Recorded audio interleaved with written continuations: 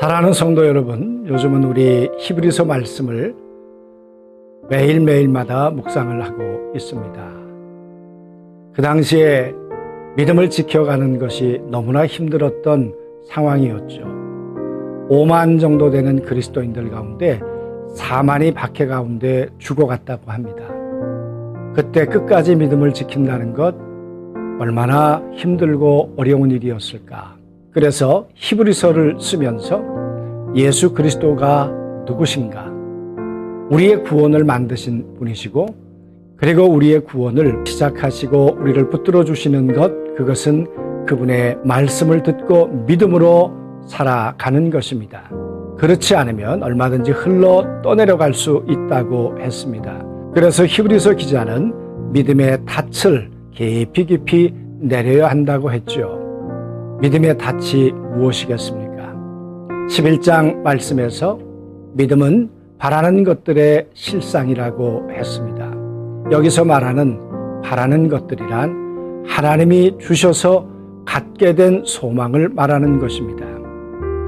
아브라함에게는 가나안에 대한 소망이 없었습니다. 그러나 어느 날 하나님께서 아브라함에게 그 소망을 주셨고 그 소망을 붙들고 아브라함은 움직였습니다. 아브라함에게는 자식이 없었는데 하나님께서 아브라함과 사라에게 소망을 주셨습니다.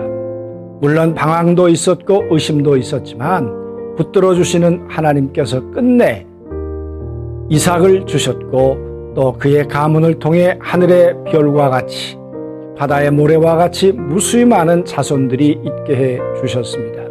그래서 히브리서는 말하기를 하나님께 나아가는 자들은 그가 살아계신 것과 그를 찾는 자들, 그의 소망을 붙들고 믿음으로 바라보는 자들에게는 반드시 상을 주신다고 약속하고 있는 것이죠. 사랑하는 성도 여러분, 씨가 없는 열매는 있을 수 없습니다. 그런 것처럼 우리의 믿음도 씨가 없이는 열매도 그리고 하나님이 주시는 상도 우리가 받을 수 없는 것이죠. 그 씨가 뭐겠습니까?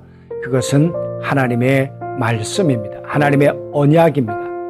그러므로 수요일 날은 내게 주신 하나님의 약속의 말씀이 무엇인가? 그 말씀을 붙들고 노아처럼 120년 동안 말씀을 지키며 살아가고 있는가? 그렇게 우리 자신들을 돌아보는 그런 시간이 되겠습니다. 하루 동안 감사할 일, 찬양할 일들을 한번 꼭 찾아보셨으면 좋겠고요.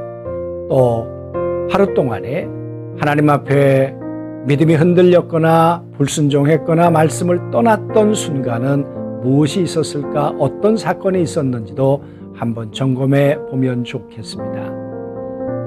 요즘에 영의 양식으로 하나님의 말씀을, 소망의 말씀을 굳게 붙들고 그 말씀으로 내 믿음이 든든히 서가고 있는지를 한번 점검해 보시면 좋겠고요. 이번 주에 읽는 하나님의 말씀 중에서 퀴트를 하거나 아니면 설교 말씀 중에서 하나님이 주셨던 감동이 있다면 무엇이 있었을까도 꼭 한번 점검해 보시기를 바랍니다.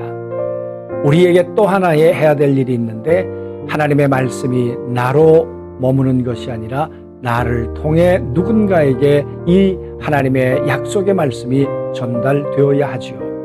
누군가로부터 양육을 받고 누군가에게 말씀을 전한다는 이 생명의 고리는 반드시 우리에게 있어야 하는 것이죠.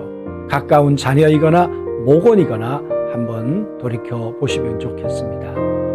하나님의 형상을 회복하는 것, 신의 성품에 참여하는 것은 하루 이틀에 되는 것은 아닙니다. 꾸준한 말씀 연구와 또 서적, 좋은 강의를 통해서 내 영적 내면이 풍성해져야 내 안에 있는 하나님의 생명은 자라나 성품이 되고 또 은사가 되고 가치관이 될 것입니다.